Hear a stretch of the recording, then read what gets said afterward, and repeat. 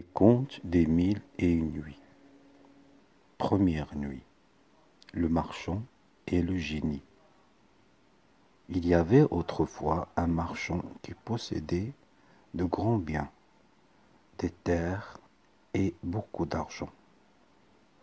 Il avait beaucoup d'esclaves.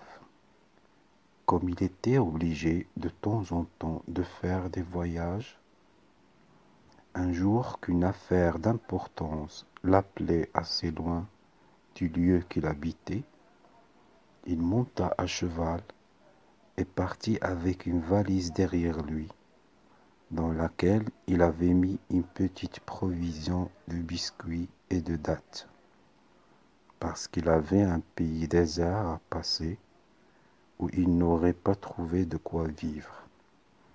Il arriva sans accident à l'endroit où il avait affaire, et quand il eut terminé la chose qu'il y avait appelée, il remonta à cheval pour s'en retourner chez lui.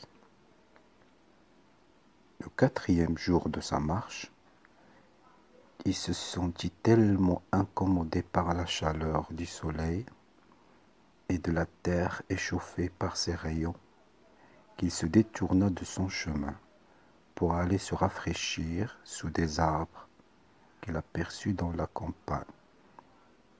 Il y trouva, au pied d'un grand noyer, une fontaine d'une eau très claire et coulante.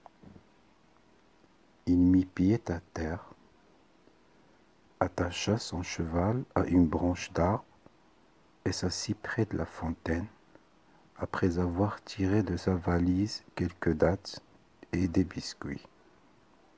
En mangeant les dattes, il en jetait les noyaux à droite et à gauche.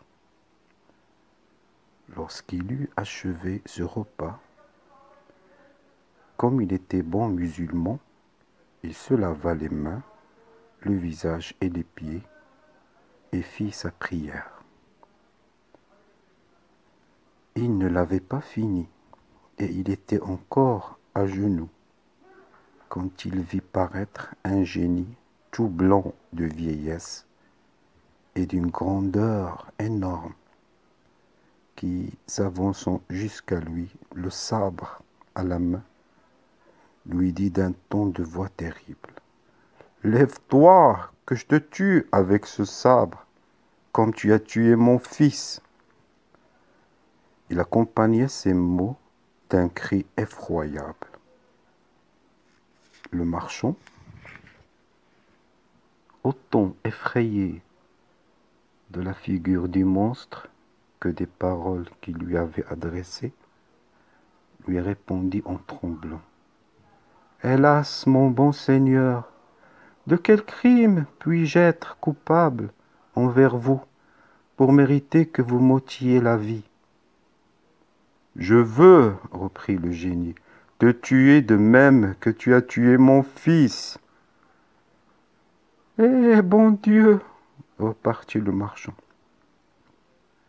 comment pourrais-je avoir tué votre fils? Je ne le connais point et je ne l'ai jamais vu. » « Ne t'es-tu pas assis en arrivant ici? Répliqua le génie. N'as-tu pas tiré des dattes de ta valise et en les mangeant, n'en as-tu pas jeté les noyaux à droite et à gauche? J'ai fait ce que vous dites, répondit le marchand. Je ne puis le nier. Cela étant, reprit le génie, je te dis que tu as tué mon fils, et voici comment. Dans le temps que tu jetais tes noyaux, mon fils passait. Il en a reçu un dans l'œil, et il en est mort. C'est pourquoi il faut que je te tue. »« Ah, mon Seigneur, pardon !» s'écria le marchand. « Point de pardon, répondit le génie. Point de miséricorde. N'est-il pas juste de tuer celui qui a tué? »« Je suis d'accord, dit le marchand, mais je n'ai assurément pas tué votre fils. Et quand cela serait, je ne l'aurais fait que fort innocemment. Par conséquent, je vous supplie de me pardonner et de me laisser la vie. Non, non, dit le génie en persistant dans sa décision. Il faut que je te tue de même que tu as tué mon fils. À ces mots, il prit le marchand par le bras, le jeta face contre terre et leva le sabre pour lui couper la tête. Cependant, le marchand, tout en pleurant et protestant de son innocence, regrettait sa femme et ses enfants et disait les choses du monde les plus touchantes. Le génie, toujours le sabre haut, eut la patience d'attendre que le malheureux eût achevé ses lamentations. Mais il n'en fut nullement attendri. Tous ces regrets sont superflus, s'écria-t-il. Quand tes larmes seraient de sang, cela ne m'empêcherait pas de te tuer comme tu as tué mon fils. Quoi? Répliqua le marchand. Rien ne peut vous toucher. Vous voulez absolument ôter la vie à un pauvre innocent.